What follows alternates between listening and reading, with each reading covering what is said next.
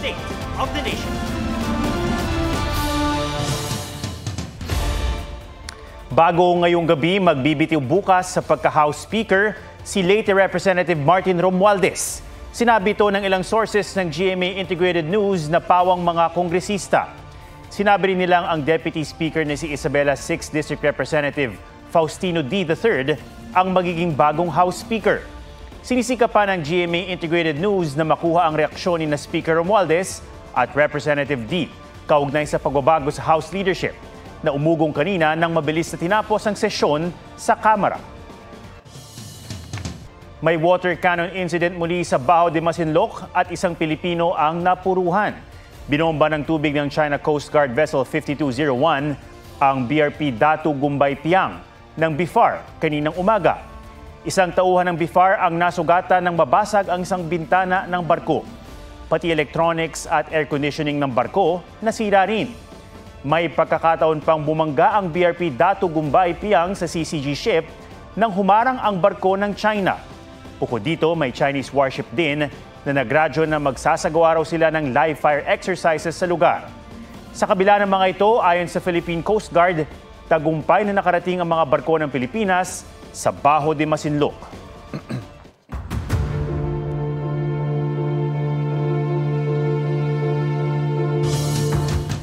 Tapos na dapat noong Marso pa pero inabutang ginagawa pa ang isang flood control project na ininspeksyon sa La Union. Substandard daw at tila palamuti lang ang mga tubo na imbis na nakabaon sa lupa, nakapatong lang. May report si Joseph Moro. This is a joke. Hindi natuwa sina DPWH Secretary Vince Dizon at Baguio City Mayor Benjamin Magalong sa ininspeksyon dike at riprap sa Barangay Columbaya sa Bawang La Union. Ang mga tubo, imbes na nakabaon sa lupa, nakasabit lamang. At may igsi pa, 2 metro dapat pero isang talampakan lamang ang haba. Walang pipe eh. Hindi naman tagusan eh, peke lang yan eh. Para mapakita lang na meron pero hindi naman nakapatong lang. Ang mga bakal at tie wiring substandard din umano at ang ilang bahagi ng dike nasira na ng ulan. Base pa lang sa observation namin ni Mayor Benji, mukhang napaka-substandard nito. Insulto raw na hindi pa ito tapos at may mga trabahador pa. Gayang idineklarang completed noong Marso ang proyekto na inaward sa kumpanyang Silver Wolves sa halagang halos 180 million pesos. We're designating this area as a crime scene. Kaya kailangan talaga rito magkaroon tayo ng forensics. Sinusubukan pang makuna ng reaksyon ng Silver Wolves. Ang 500 meters na flood control project sa Barangay Anduya sa bayan ng Tubao, 50 million pesos ang pondo pero tinipid daw. Questionable nga yung technology na ginamit. No? Considering na nakita nyo naman sa ibang mga lugar, consistent na talagang buhos, di ba? Pero dito, parang stone masonry naman ang ginamit. Bakit hindi consistent yung one? Nagtataka kami bakit hindi consistent yung technology na ginagamit. Ang mga sinuring proyekto pinasuspende na ni Magalong na Special Advisor sa binuong Independent Commission for Infrastructure. Nagpulong ngayong araw ang komisyon sa pangunguna ni retired Justice Andres Reyes. Pina-freeze naman ng Court of Appeals ang 135 bank accounts at 27 insurance policies ng 26 na individual na inireklamo ng DPWH sa Ombudsman. Kasama ang kinadating Bulacan 1st District Engineer Henry Alcantara, dating OIC District Engineer Bryce Erickson Hernandez, dating Assistant District Engineer JP Mendoza, Construction Section Chief John Michael Ramos at 16 na iba pa. Hinarang na rin ang mga bank account ng mag-asawang Sara at Curly Discaya at Maria Roma Rimando ng St. Timothy Construction Corporation, Mark Alan Arevalo ng Wawaw Builders, Sally Santos ng Sims Construction Trading at Robert Imperio ng IM Construction Corporation. They will not allow the movement, transfer, deposit, withdrawal, and any or closing of these bank accounts that are covered by the freeze order. Meaning po, hindi talaga pwede na siyang galawin. Kung guilty ang hatol sa kanila sa mga reklamo, babawiin ang mga ari-arian ng mga sangkot. Wala pa silang pahayag kaugnay sa freeze order. Iniimbestigahan din ng Anti-Money Laundering Council ang posibleng money laundering scheme ng tinawag ni Senador Ping Lacson na BGC Boys o Bulacan Group of Contractors. Matatandang sinabi ni Lacson na posibleng nagsusugal ang BGC Boys para palabasing napanalunan sa kasino ang pera na kukubra sa mga proyekto kontra baha. Una nang inamin ni Alcantara at Hernandez na gumamit sila ng peke driver's license para makapagkasino. Ngayong araw, inireklamo sila ng LTO ng paggamit ng falsified documents. The first time that we are running after yung gumagamit ng lisensya. They're equally liable under the law. Bukod kina Alcantara at Hernandez, ihahabla rin ang iba pang umano'y BGC Boys. Kung mapapatunayan nagkasala, di higit sa 6 na taon ang parusang kulong at aabot sa 1 milyong piso ang multa. Iniimbestigahan na rin kung galing sa kasino ang mga peking driver's license. Sinusubukan pa naming hinga ng pahayag ang mga nabanggit na opisyal. Joseph Morong, nagbabalita para sa GMA Integrated News. Kasado na ang tigil pasada ng mga transport group na Manibela at Piston. Bukas hanggang Biyernes, September 19 ang transport strike ng Manibela, habang sa Huwebes lang o September 18 ang welga ng Piston. Bukod sa pagbahal ng petrolyo, kinukundi na rin ng mga tsuper ang katiwalian sa pamahalaan. Ayon sa Transportation Department, magbibigay sila ng libreng sakay sa mga commuter. Magbabantay rin ang pulisya. Sasali rin daw ang dalawang grupo sa malawakang anti-corruption protests sa September 21. Suportado raw ni Pangulong Marcos ang malawakang kilos protesta pero itinanggi ng Malacanang na may kinalaman ito sa pagkansela ng pagdalo ng Pangulo sa United Nations General Assembly. Pinuna ni Vice President Sara Duterte ang pagbuo ni Pangulong Marcos ng Independent Commission na sisilip sa maanumalyang flood control projects at iba pang government infrastructure projects. Samantala, si Congressman Zaldico na idinadawit sa isyu ng kurakot na proyekto kontra baha, idinawit din sa isyu ng pag-i-import ng isda. May report si Tina Panganiban Perez. I waive the privilege. Isinantabi ni Vice President Sara Duterte ang parliamentary courtesy na tradisyong ibinibigay ng Kamara sa Office of the Vice President tuwing budget deliberations. Ibig sabihin, pumayag siyang matanong ng mga mambabatas para sa proposed 2026 budget ng OVP na mahigit 902 million pesos. Pero nang muling buhayin ng ilang mambabatas ang issue ng 2022 confidential funds ng OVP, may mga kwestyong hindi sinagot ang bise. Last August 8, 2024, nag-issue po ng Notice of Disallowance ang COA, Commission on Audit, sa 73.28 million na halaga ng confidential funds. Sabi ng COA ay wala raw accomplishment reports na naipakita or sinubmit ang Office of the Vice President para dito. Ano na po ang status ng Notice of Disallowance? Madam Chair, I suggest that the Congressman ask this during the hearing of the Commission on Audit. Sabi ng sponsor ng OVP budget na si Palawan 2nd District Representative Jose Alvarez, i-check niya ito sa COA at babalikan si Tino. Pero inungkat pa rin ni Tino ang issue ng Notice of Disallowance at ang mga kontrobersyal na pangalang nakapirma sa mga acknowledgement receipt na isinumite ng OVP sa COA para ipaliwanag ang paggastos nila sa Confi funds. Ayon sa investigasyon ay 1,322 out of 1,992 names in the OVP ARs submitted to the PSA have no birth records. So kasama po dito yung mga pangalang Mary Grace Piatos, Fernando Tempura, meron pang Chel Jokno. The subject confidential funds is a matter in impeachment proceedings, which is archived, but there is a pending motion for reconsideration in the Supreme Court. I cannot discuss defense strategy. I cannot discuss intelligence operations.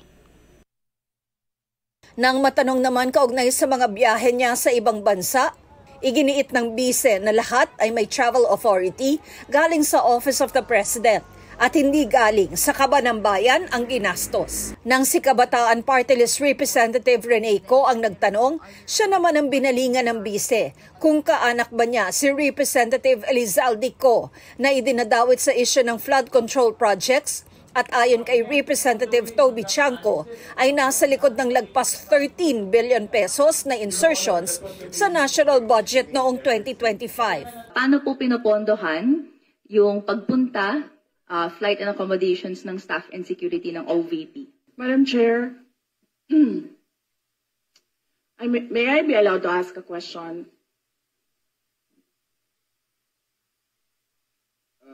Depende sa nature, Madam Vice President. Yes. Magpinsan po ba si Congressman ko ngayon tsaka si Zaldico? I have no familiar relation po to Zaldico or to Representative Zaldico or any of their relatives po. Kalauna nagpaliwanag ang bise kaugnay sa gasto sa ilan niyang international travels. The total for 9 trips for both the security and OVP personnel is 7,473,887.70. Ang merong china-charge sa Office of the Vice President ay yung security at decision yon ng Armed Forces of the Philippines kung magpapadala, ilan at kung sino. Sa isang punto, nagkainitan ang ilang kongresista. Parliamentary inquiry. Madam Chair, I thought we're going to accord institutional courtesy to the Office of the Vice President. Bakit po natin binabanatan? Bakit natin tatanungin? Wala pong binabanatan dito. I take exception the other members from making a manifestation. I take exception to the use of the term binabanatan. Nagtatanong lang po tayo rito at lihitimo naman po ang mga tanong. Pagkatapos ng pagtatanong ng dalawang mambabatas, tinapos agad ang hearing. Sa isang pahayag, bumuelta si Representative Rene Co sa bise. Kaano-ano raw ni Duterte si Mary Grace Piatos. Pinuna rin niya ang anyay galawang pusit at troll behavior ng bise. Wala pang sagot dyan ang bise. Pero pinuna niya ang pagbuo ni Pangulong Marcos ng Independent Commission for Infrastructure. Pag ikaw presidente ba, tapos alam mo na kung anong nangyayari. Tapos nakikita mo na based on the budget kung paano binaboy yung pera ng bayan. Mag-aantay ka pa ba ng komisyon o ng Truth Commission o ng kung anong komisyon yan? A-actionan mo kasi kaagad dapat yan eh. Nandyan na yung budget, nakikita natin kung paano siya kinuha. Diba dapat nun, diretso mo na gawin, tanggalin mo na yung speaker mo. Sinisika pa ng GMA Integrated News na makuha ang panig ng palasyo at ni House Speaker Martin Romualdez. Sa hearing naman para sa hinihinging 176.7 billion peso budget ng Department of Agriculture sa 2026, nasiwalat na pinilit ni Representative Zaldico ang DA na bigyan ng import permit ang tatlo niyang kumpanya at damihan ng alokasyon ng isdang pwede nitong angkatin. Being forced at that time to give him 3,000 containers of fish, which I did not agree. Sinisika pa namin kuna ng pahayag si Co. Tina Panganiban Perez, nagbabalita para sa GMA Integrated News. Napanatili ng bagyong Mirasol ang lakas nito habang papalapit sa Isabela. Signal number 1 sa Batanes, Cagayan, kabilang ang Babuyan Islands, Isabela, Quirino, northern at eastern portions ng Nueva Vizcaya, northern at central portions ng Aurora, Apayao, Abra, Kalinga, Mountain Province, Ifugao, Ilocos Norte, northern portion ng Ilocos Sur, Pulilio Islands at northern portion ng Camarines Norte. Sa 11 p.m. bulletin ng Pag-asa, huling namataan ng bagyo, 65 kilometers southeast of Kasiguran, Aurora.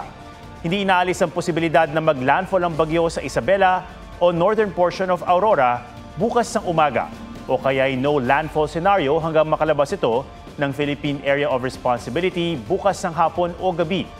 May medium chance o katamtamang tsansa na maging bagyo sa susunod na 24 oras ang low pressure area sa east ng southeastern Luzon sa labas ng PAR na unang namataan bilang cloud cluster. Well, I have courted Herlene. Not just to Herlene, but to her parents as well, to her friends and family, to everyone close to Herlene. Inamin ni Kevin Dassom sa The Bubay and Tekla Show na nililigawan niya si Herlene Budol. Totoo raw ang nararamdaman niya kay Herlene at nanliligaw siya simula pa lang ng taon. Umamin din si Herlene na first time daw niyang maligawan ng foreigner at ipinaliwanag na sa Pilipinas matagal talaga ang ligawan. Pero willing to wait daw si Kevin para kay Herlene. Beating his personal record ang goal pero umuwi ring panalo si Christopher Martin. Second placer siya sa triathlon sa Clark, Pampanga. Ang podium finish dedicated sa kanyang asawa na si AC at ipinagpapasalamat niya sa coach. She bangs! Looking regal as ever si AZ Martinez sa close-up photo na shinare niya online highlighting ang kanyang new hairstyle and of course, her beautiful eyes. Nakita ang softness ni Dustin Yu nang maging emotional sa isang fan meet. Naiyak siya sa mga mensahe mula sa kanyang dumadaming solid fans. I remember before parang sa isang restaurant lang kami, parang ano lang kami, 10 pa lang kami noon or less than pa nga eh. Never ko na-imagine na magkakaroon ako ng ganitong support from them. And like ko nga siya iniisip pagka uwi ko sa bahay na grabe yung love na binibigay nila sa akin. Athena Imperial nagbabalita para sa GMA Integrated News. 100 days na lang, Pasko na. Ang ilang kapuso nagsimula na sa kanilang Christmas shopping. Kumustahin natin ang bentahan ng mga pangdekorasyon at pangregalo sa report ni Katrina Son. Sa Divisoria, Maynila o Dapitan Arcade sa Quezon City. Saan ka man maligaw, hindi ka mauubusan ng pagpipili ang Christmas decors, Christmas trees, mga parol, at iba pang uri ng palamuti. Kaya ngayong 100 days before Christmas, may mga nagka-canvas na. Nagpe-prepare na po kasi excited na rin po kasi magki-Christmas na po. Symbolism kasi yun ng spirit ng Christmas. Iba pa rin daw ang feeling ng Christmas countdown ng mga Pinoy kung sa bahay mismo, Christmas feels na. As a mom, yung Pasko, it's not about me na.